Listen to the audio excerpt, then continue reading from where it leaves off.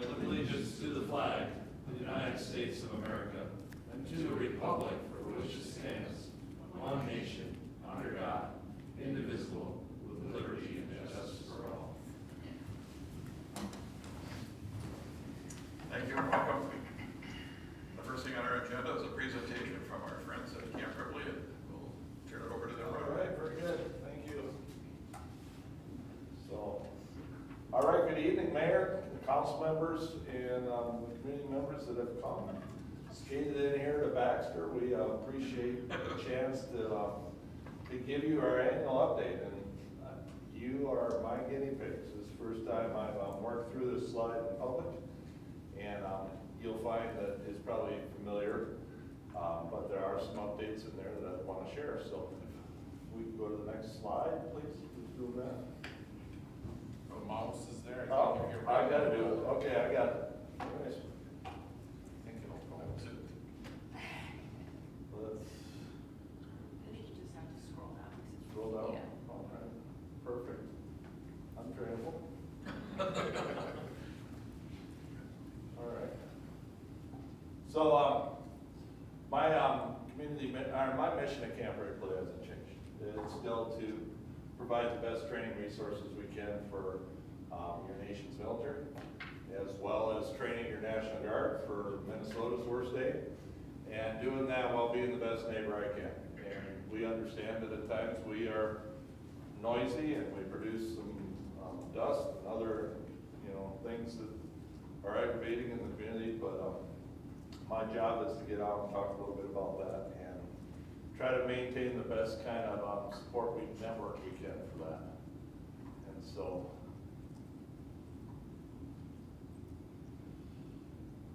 I still have a very good boss. His name is Sean Mankey. He's the adjutant general right now. And but General Mankey got a new enlisted advisor this year, which is why we're showing you this updated slide. Lisa Erickson is the first National Guard, Air National Guard enlisted advisor that's made its way to the top in our Joint Force headquarters. She comes to us from Duluth and is working in St. Paul now, and is an incredible asset that's learning Army through a fire hose right now, but she's doing very well.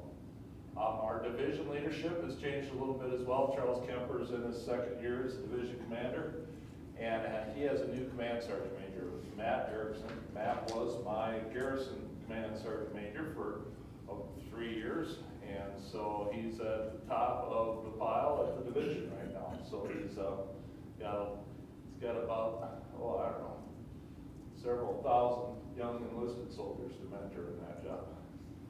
So, and then at Camp Ripley, a couple new faces there as well. Myself, I'm ending my 6th year in command at Camp Ripley. And this will probably be the last round of community briefs that I do. Sometime this summer, my wife and I are probably gonna move to our retirement home over in South Dakota. So, I don't have a lake to retire next to, so I'm gonna, move away from Lakes Country and move to the Plains. My garrison commander is Bryce Erickson, and he has a new command sergeant major that just moved in. I think this is his 4th day, and his name is Ryan Hostetler. Ryan is a native of Royalton, though, so he's spent 10 years driving to the cities to work for the National Guard down there, so he's happy to be back home, and we're excited to have him at camp. So, bottom line up front, our economic statement. We are continue to, I feel, be a significant element inside of their communities, pumping a lot of payroll into the community, both with retirees as well as full-time employees.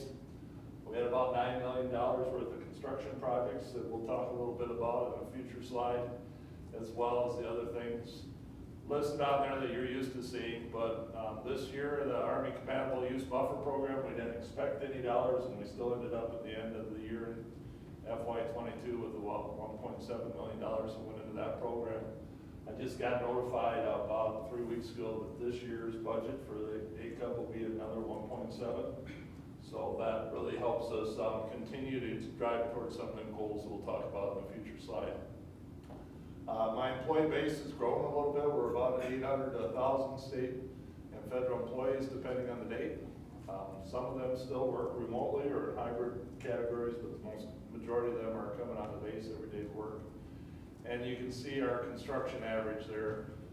So 9 million was down a little bit from that average number, but we've got some large projects coming here in the next year or two that we hope will enhance Camp Ripley again. So you don't need this refresher, but sometimes the audiences I talk to do.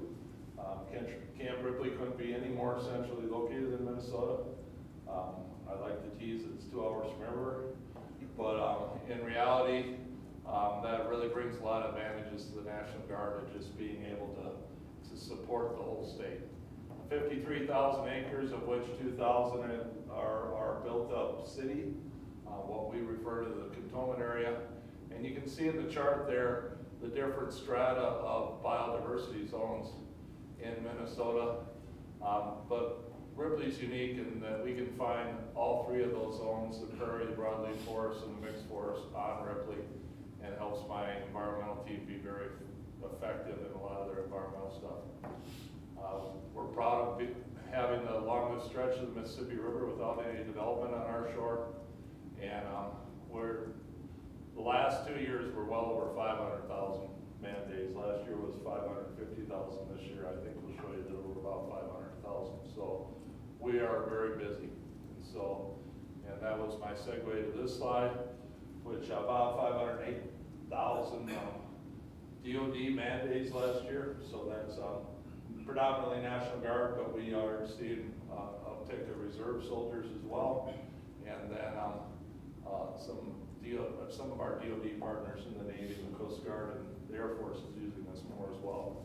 So that is the joint events that I'm talking about. The 123rd Contingency Response Group is an Air Force unit.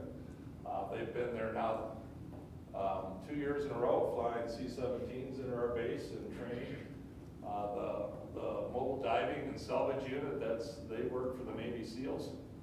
And so we are getting more connectivity in the SEAL teams. I expect to see some SEAL teams come to Camp Ripley next year or two as well. We had part of the mobile diving team was an EOD portion. So they were here this winter doing EOD training in the snow. And they're planning to double the size of their exercise next year. So we're seeing more winter training, which is good because the Department of Defense has a strategy to try to, increase its readiness to be able to respond in the Arctic regions. The Air Force and the Navy are very focused on that right now, and soon the Army will as well. The Coast Guard is there with their 3rd year now of doing their ice diving here. The Coast Guard's working with the diving group in Brainerd to use their diving tank here for some of their initial training. So they're taking Coast Guard divers that have never dived in cold water under the ice and doing completely all their training as a portion of that, and it's all centered here around Camp Ripley, which is cool because they used to go from Seattle for a portion of their training and then all the way up into Canada for the remaining part. And now it's all here locally in the Brainerd Lakes area. So the 194 Armor successfully came back from their deployment to Kuwait. They were involved in the activities in Kabul Airport as we left Afghanistan. And our State Patrol held 2 academies as well as the DNR Academy this last year. And this February, we had the extreme pleasure of celebrating 50 years of having our Norwegian exchange partnership with the country of Norway. And we capped that off with an official partnership agreement that's ratified now by the Department of Defense, what we call the State Partnership Program. And they're one of our state partners now, which is pretty cool. This slide exists so that we can continue to reinforce how your National Guard comes into your community and helps in the emergency. That conduit is through your sheriff, who's going to talk to the state emergency management folks at HSEM.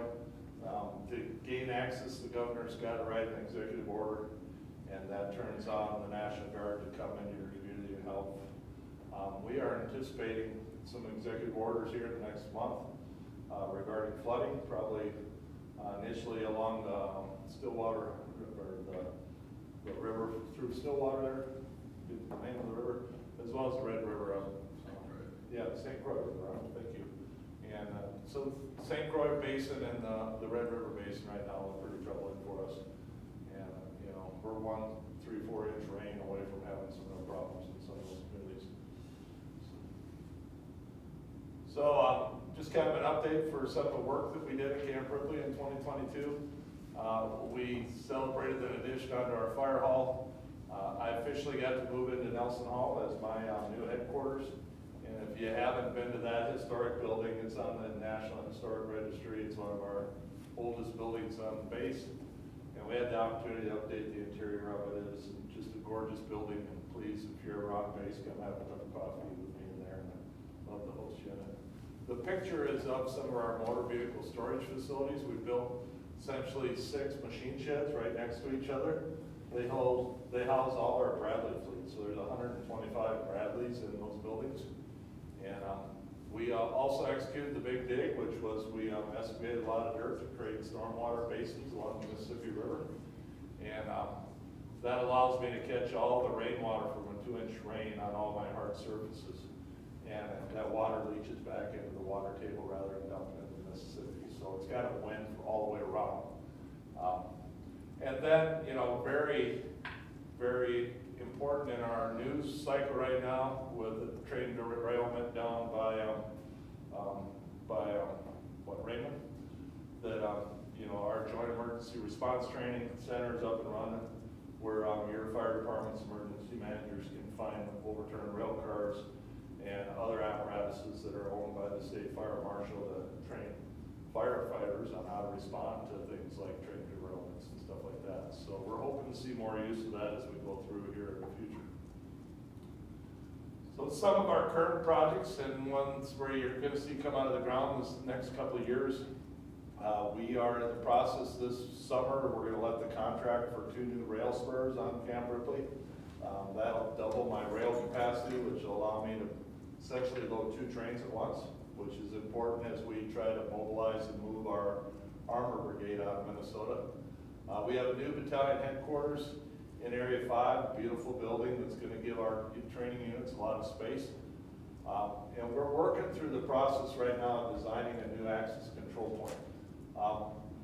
One of the things that'll be associated with that is we're working with our CODEL to try to get us on a priority to get some money for that project. That project will create a new 2 standard force protection style access control point for the installation. And it will allow us also to shut the historic gates on the main gate, maintain that main gate as a historical site, and but allow us to meet the Army's requirements for access control and for protection of our soldiers and that. So that'll be a good piece going forward. We have a tactical airstrip on our runway, a dirt airstrip that C-130s come and practice landing expeditionary kind of runoffs or landings and takeoffs. We're going to spend about $1.7 million this year resurfacing that runway as well. And then we're adding some more infrastructure down the range, working on our fiber loop down there as well as some electrical problems. So, and then, you know, this project, I've talked about it now, I think 3 years in a row. It's moving through the legislature. It looks really positive that they're going to get another push of money. Obviously, the $13 million they got in 2020, we thought was big enough to meet their needs at that time, but as you've experienced, our construction costs have exploded as well. And so they've asked the legislature for another chunk of money to build what's in that lower right picture there.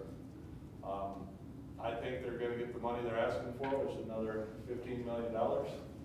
And when they're done, they'll build a 40,000 square foot museum building on that strip of land there in the blue. You can see where it's parallel with 371 is, and just to the east of the Minnesota State Veterans Cemetery.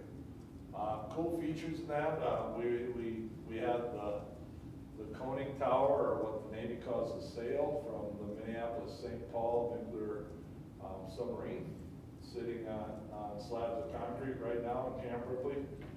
We just had a meeting the other day about how we're going to sandblast that steel and get it repainted, and then it'll get moved to the site and get reassembled. And when and done, it'll represent a submarine coming out of the ground, just as if it was surfacing on the water, so that'll be kind of cool. And the museum is very focused on not only interpreting the National Guard history, but also the history of all service members in Minnesota. So I think it'll be a proud sight for a lot of veterans as we move forward. And I'm excited for the museum to have the access it'll have to traffic coming up to the Red Woods area.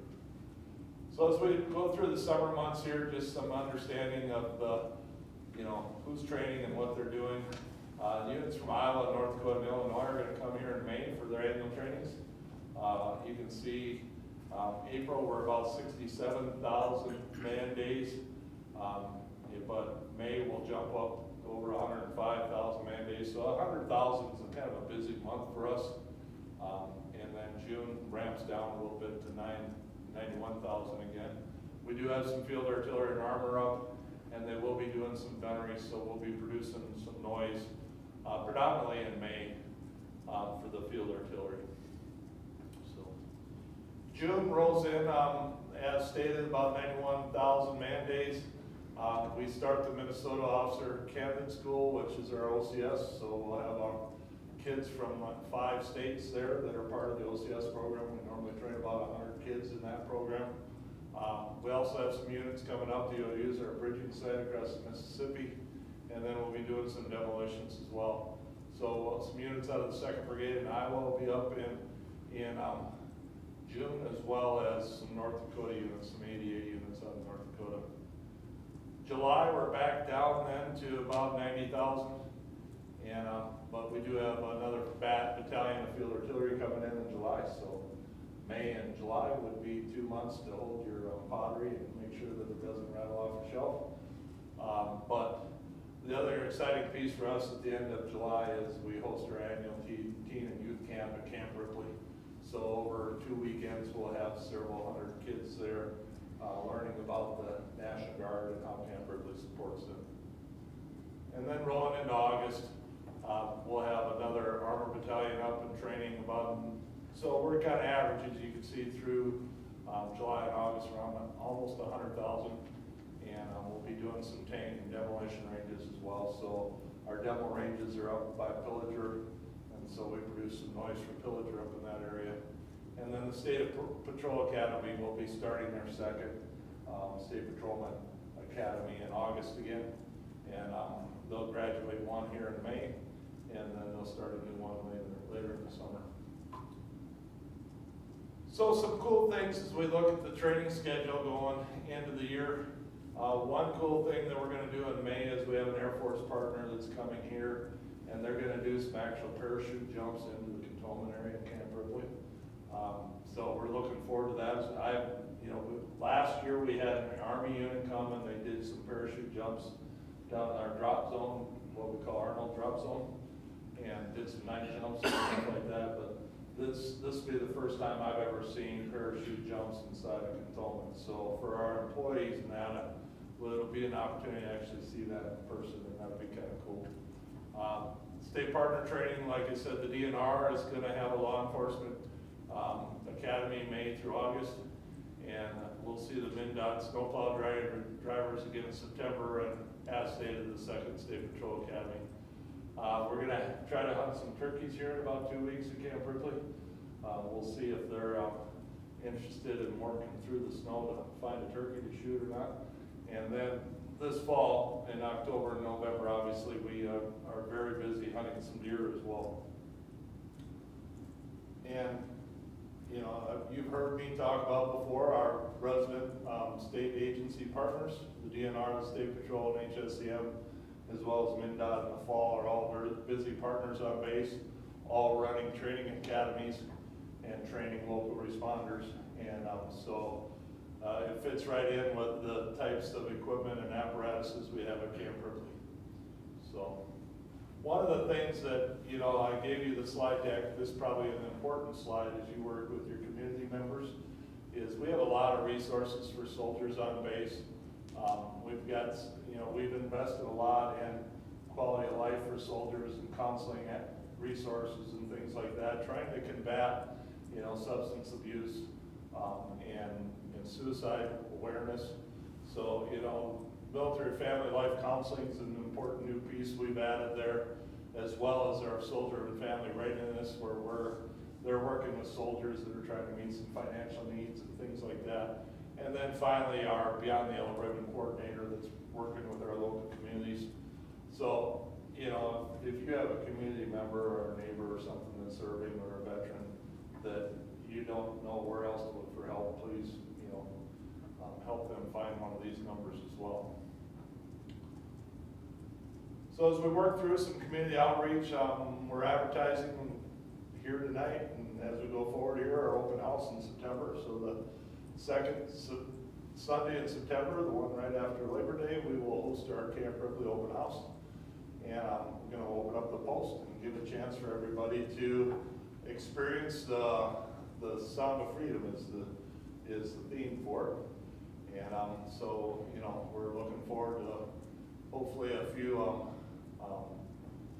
not only C-130 flights, but maybe some F-16 flyovers and some artillery firing and things like that. This spring now, like I said earlier, we got to do a lot of spring in May. And so we're hosting a lot of field tours and a lot of high school, or a lot of kid tours coming to the base, both with recruiters that are bringing young men and women that are around 17 to come and learn about the National Guard, but also our annual 5th grade kind of influx of school trips as well. We've got Earth Day and our own version of Camp Ripley Earth Day, as well as our work with the Little Falls Day of Caring coming up soon. The planning for the future event with the tribal elements will occur in May as well. And then all sorts of other activities there throughout the year. We highlighted, you know, around the Christmas time, we have a lot of generosity on base. It turns into pretty big food drives, as well as filling gift bags for kids that are needy in the Little Falls area. And then some of our veteran fishing and hunting events down there in the bottom. Our environmental program, once again, is award-winning. We're lucky again, or blessed, I guess, to have a chance to win another environmental award at the national level this year. They deal with all those responsibilities in the middle. We just finished some bear den visits here in February. Visited 3 collared mama bears. The report is all 3 mamas had 3 cubs, so we're adding to the bear population here in the community as well. We worked through that environmental program with a lot of partners. So the Department of Natural Resources has biologists that work right on my staff. They're part of my team. They're part of our partners. The Board of Water and Soil helps us with our ICUP programming. We have internships from Central Lakes College and St. Cloud State there every spring. And then all our other activities there with, be it the Nature Conservatory that helps with ICUP or Fish and Wildlife. We're working with Fish and Wildlife right now because our northern long-eared bat has reached the endangered species list. So that will have some impact on some of how we do some of our activities on base as well. We'd already, to protect it, had limited the times where we purposely were taking trees down. But now we'll have to work with Fish and Wildlife a little bit more to make sure that we're protecting that bat the way they want. And then I sure hope that the snow leaves in time here that we can actually burn off all the areas we normally burn off before they green up, but we will prioritize the areas like our impact area and stuff like that first.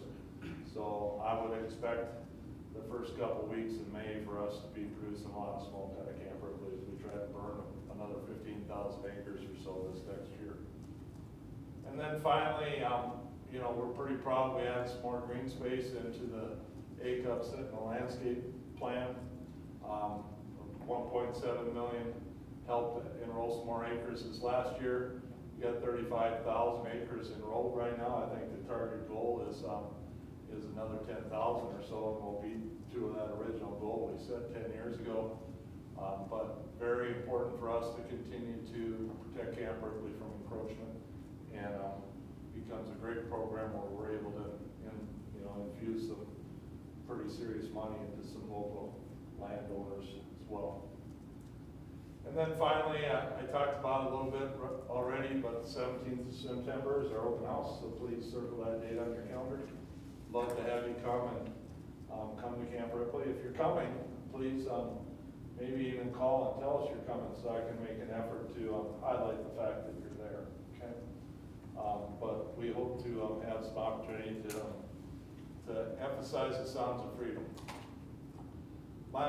My safety guide would like to remind you not to pick up anything that looks like that.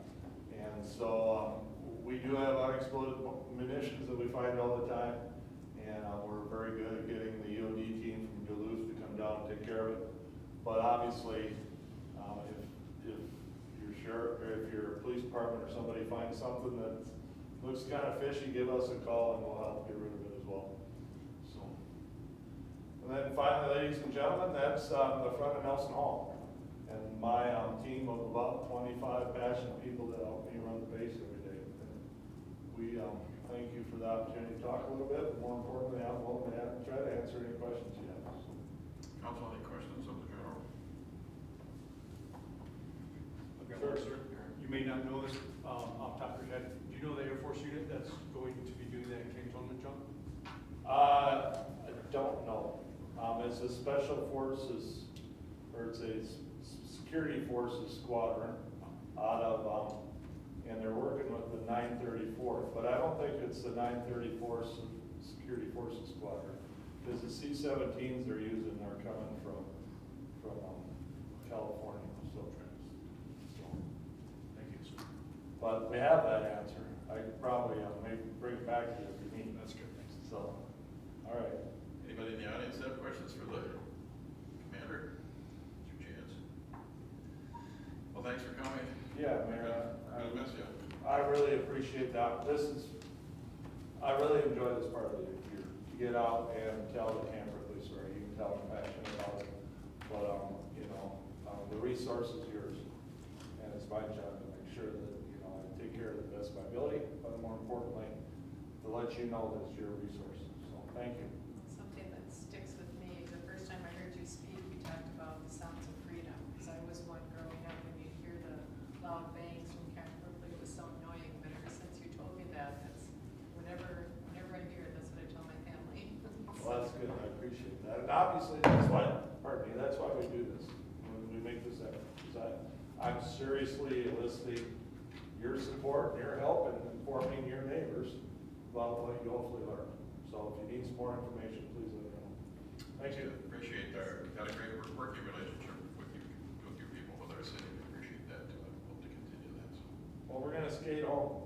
Yeah, Everybody get home safe. Thank you. Oh, when you get there. Thanks for coming. Oh, yeah. We're gonna leave some surveys on the table here. Okay. So I don't know if the two office, or the two people in the audience want to give us a survey, but that's very helpful and helps us do a better job. So they'll be over here. Thank you very much. Thank you. Okay, Brad, any additions or changes to the agenda? There are none there. Any public comments in writing? We have not received any. Okay.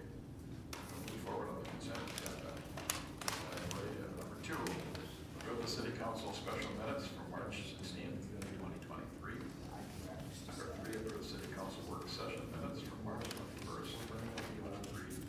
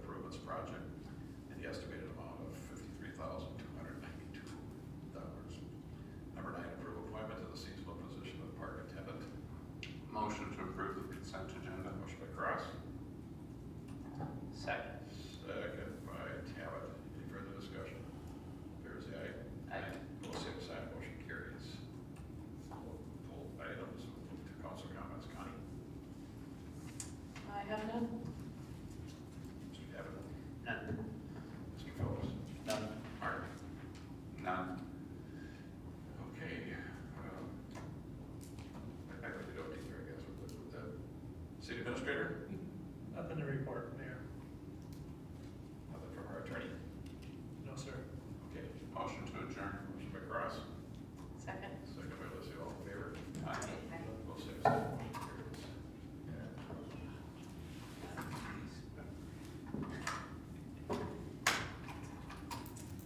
Aren't you glad you guys came?